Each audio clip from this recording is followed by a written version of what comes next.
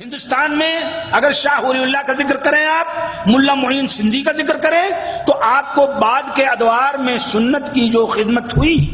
رشید رضا جیسے لوگ، عبدالعزیز خولی جیسے لوگ، ہندوستان کے مناظر احسن گیلانی جیسے لوگ جو اہل حدیثوں کو صدرم قلیل سے تعبیر کرتے ہیں، تو ایسے لوگ بھی اس بات کا اعتراف کرتے ہیں کہ اس تسلسل نے ہندوستان میں حدیث کو زندہ رکھا۔ میں آپ کو بتاؤں، سعودی عرب کے 20 عالم ہیں جنہوں نے ہندوستان میں جا کر کے حدیث کی تعلیم لی۔ ایک تو شیخ عبدالعزیز کے استاد شیخ سعد بن عتیق، ان کے استاد اسحاق بن عبد الرحمن، اور شیخ محمد عثیمین کے استاد علی بن الوادی ابو الوادی، جنوب یعنی جیزان وغیرہ کے مصلح کبیر جو محمد بن عبد الوہاب کے بعد اس دور کے سب سے بڑے مصلح رہے ہیں، عبداللہ قرعاوی، اسی طرح سے عبدالعزیز راشد، عبداللہ علی قوعی،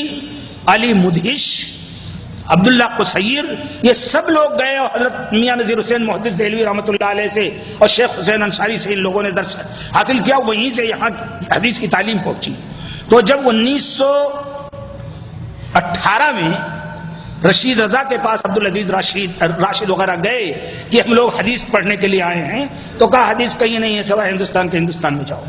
وہاں سے لوگ زبیر آئے عراق، وہاں سے جہاز پر اٹھے ہندوستان گئے، اور ہندوستان جانے کے بعد انہوں نے میاں نذیر حسین صاحب محدث دہلوی کے شاگرد مولانا احمداللہ صاحب پرتاپ گڑھی سے پورے طور پر درس حدیث لیا، اور پھر آئے تو مصر میں آ کر کے انہوں نے جماعت انصاری سنت المحمدیہ قائم کی۔ اسی طریقے سے شیخ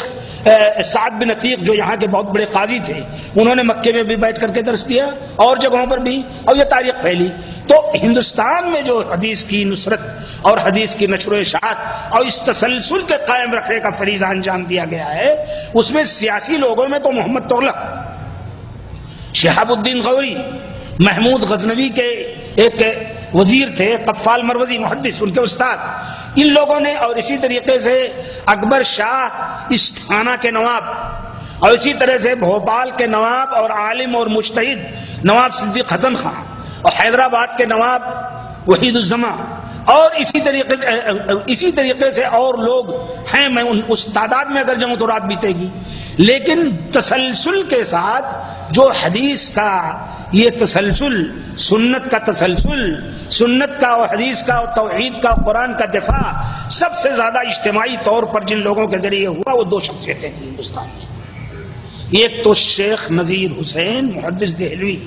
جن کا لقب پڑ گیا ایٹومیٹک، جس کو عربی میں کہتے ہیں تلقائین، شیخ الکل فی الکل، شیخ العرب والعجم، جن کے شاگردوں کا ذکر بھی کیا میں نے، تمام چیزوں میں حدیث، تفسیر، فقہ، یعنی فقہ میں سر سید احمد خان لکھتے ہیں میاں نذیر حسین محدث دہلوی کے بارے میں کہ ان کو فقہ حنفی کی جزیات پر جتنا عبور تھا کسی عالم کو عبور نہیں تھا۔ یہی صورت مولانا عبدالجلیل سامرودی رحمۃ اللہ علیہ کے تھی اپنے دور میں، جتنا زیادہ جزیات پر ان کو عبور تھا مفتی کفایت اللہ صاحب رحمۃ اللہ علیہ تک کو عبور نہیں تھا۔ تو یہ آ کر کے خدمت میں سمٹ گئی 2 شخصیتوں میں، ایک تو میاں نذیر حسین محدث دہلوی جن کی پیدائش ہوئی 1220 میں اور وفات ہوئی 1320 میں، یا پیدائش ہوئی ان کی 1808 میں اور وفات ہوئی 1901 میں، اور یا شیخ حسین ابن محسن الانصاری الحدیدی الامانی جو حدیدہ صنعاء کے تھے، نواب صاحب آئے تھے، ان کا جہاز خراب ہو گیا تو وہ حدیدہ میں اترے، وہاں کی کتابیں نقل کی، شیخ حسین بن محسن الانصاری محدث کو لے گئے، ان کی وفات وہاں 1327 میں ہوئی۔ میاں نذیر حسین محدث دہلوی کے شاگرد اور ان کی تربیت کا یہ کمال تھا کہ آج تک 1320 میں ان کی وفات ہوئی، یعنی 1901 میں، آج تک ان کو کوئی بھلا نہیں سکا۔ انہی کے شاگردوں نے صحیح بخاری، صحیح مسلم، سنن نسائی، سنن ابن ماجہ، ان ساری چیزوں کا ترجمہ کیا، اور سن لیجئے ان کی وفات کو کتنے دن ہوئے آپ سمجھ گئے؟ اس وقت 1425 ہے نا،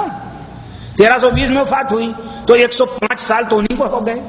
اور 70 سال وہ درس دیا انہوں نے، تو 75 اور 5 80، 180 سال وہ ہو گئے۔ اور اس کے پہلے شاہ اسماعیل اور ان کے دادا شاہ ولی اللہ اور ملا معین ان لوگوں نے جو درس دیا، تو میاں نذیر حسین محدث دہلوی ہی کو ہو گئے ان کی جد و جہد میں 200 سال۔ اب جو لوگ اس انداز کی الٹی بات کہتے ہیں کہ یہ مسلک سنت یا اہل سنت والجماعت کا جو طریقہ ہے یا اہل حدیث کا یا سلفیوں کا جو طریقہ ہے وہ 100 سال کی یا 75 سال کی پیداوار ہے، یہ کتنی غلط بات ہے، کتنی نامناسب بات ہے۔ آدمی کو وَلَا يَجْرِمَنَّكُمْ شَنَآنُ قَوْمٍ عَلَىٰ أَلَّا تَعْدِلُوا، کسی کی مخالفت، کسی کی دشمنی تمہیں اس بات پر آمادہ نہ کرے کہ تم انصاف نہ کرو۔ اعدلوا هو اقرب للتقویٰ، اور تاریخ تو آپ سے انصاف کرا لے گی، تاریخ آپ کی باتوں کو نہیں مانے گی۔ تاریخ عجیب ہے،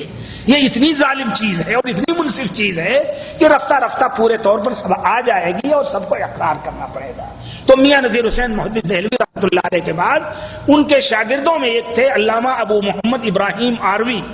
جنہوں نے سب سے پہلے اقامتی درسگاہیں ہاسٹل والی قائم کی آرا میں، اور جب دارالعلوم ندوۃ العلماء کی بنیاد رکھنے کا معاملہ آیا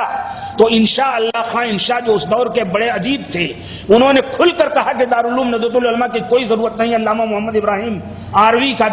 مدرسہ احمدیہ آرا کافی ہے پورے ہندوستان میں۔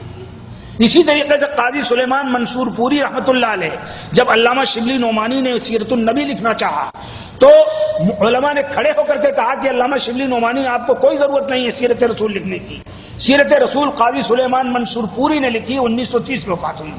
میاں صاحب کے وہ بھی شاگرد تھے اور وہ کتاب کافی و وافی ہے اردو میں، اور یہ حقیقت ہے آج تک سیرت رسول پر رحمت للعالمین سے اچھی کتاب نہیں لکھی گئی ہے۔ آپ لوگ اردو میں، انگریزی میں، عربی میں، تینوں میں پڑھ سکتے ہیں اس کو۔ تو میاں نذیر حسین محدث دہلوی کے شاگردوں میں سب سے پہلے شاگردوں میں امام عبداللہ غزنوی، علامہ ابو محمد ابراہیم آروی، اسی طریقے سے علامہ عین الحق پھلواروی، اسی طریقے سے علامہ عبدالعزیز رحیم آبادی، علامہ عبد المنان محدث وزیر آبادی۔ ان لوگوں نے جگہ جگہ بیٹھ کر ادارے قائم کیے اور طلباء کو حدیث اور قرآن کا درس دیا، اور پھر ان کے شاگردوں کا سلسلہ پھیلا جو پورے ہندوستان میں، نیپال میں، بنگلہ دیش میں، برما میں، انڈونیشیا میں، آپ کو معلوم نہیں ہے یہ آپ کے مدینے میں جو دارالحدیث ہے، یہ آ کر کے میاں نذیر حسین صاحب محدث دہلوی کے ایک شاگرد تھے مولانا احمد دہلوی، انہوں نے یہاں دارالحدیث کھولا، آج بھی سب سے بڑا ایک ادارہ ہے۔ اسی طرح دارالحدیث جو اجیاد میں وہاں مکے میں ہے، یہ بھی ان کے شاگردوں نے آ کر کے کھولا، بعد میں محمد بن عبدالرزاق وغیرہ نے اس کی محنت کی۔ یہاں سے لوگ گئے کہ 4 پریش تھے ان کے پاس نواب صدیق حسن خان کے پاس، جو شب و روز حدیث اور تفسیر کی نشر و اشاعت کا کام کرتے تھے۔ 332 کتابیں خود انہوں نے لکھی، گھروں میں بھیجتے تھے۔ جو آدمی بلوغ المرام زبانی یاد کر لے اس کو 30 روپے کا وظیفہ ہمیشہ کے لیے جاری کرتے تھے۔ 30 روپے اس دور کا جانتے ہیں کیا ہوگا؟ 1307 میں ان کی وفات ہوئی، 1892 میں 30 روپے اس وقت کیا ہوگا؟ جو مشکات یاد کر لے اس کو 50 روپے، اور جو صحیح بخاری یاد کر لے اس کو 100 روپے، اور اس کے علاوہ یکجا منافع جو مولانا عبد الوہاب نابینا دہلی وغیرہ نے سب کیا تھا۔ تو یہ لوگ پورے طور پر ناصر الحدیث اگر ہندوستان میں کسی کا لقب دیا جا سکتا ہے ایمانداری کے ساتھ، بغیر کسی ظلم کے اور بغیر کسی مبالغے کے اور بغیر کسی تاریخی غلطی کے، تو حقیقت میں امام شافعی رحمۃ اللہ علیہ کو جیسے ناصر الحدیث کا لقب دیا گیا تھا دور سلف میں، ظاہر ہے ان کا مقام اتنا بڑا تھا۔ ان کی کتاب الرسالہ آج بھی اصول فقہ کی سب سے بڑی کتاب ہے، جماع العلم اور چیزیں۔ اسی طرح سے امام میاں نذیر حسین صاحب محدث دہلوی ہندوستان کی سرزمین میں 200 سال پہلے حدیث کے مجدد ہیں اور ناصر الحدیث کے لقب کے صحیح مستحق ہیں، مبالغے کے بغیر۔ اللہ تعالی ہم سب کو کہنے سے زیادہ کرنے کی توفیق دے۔ آمین۔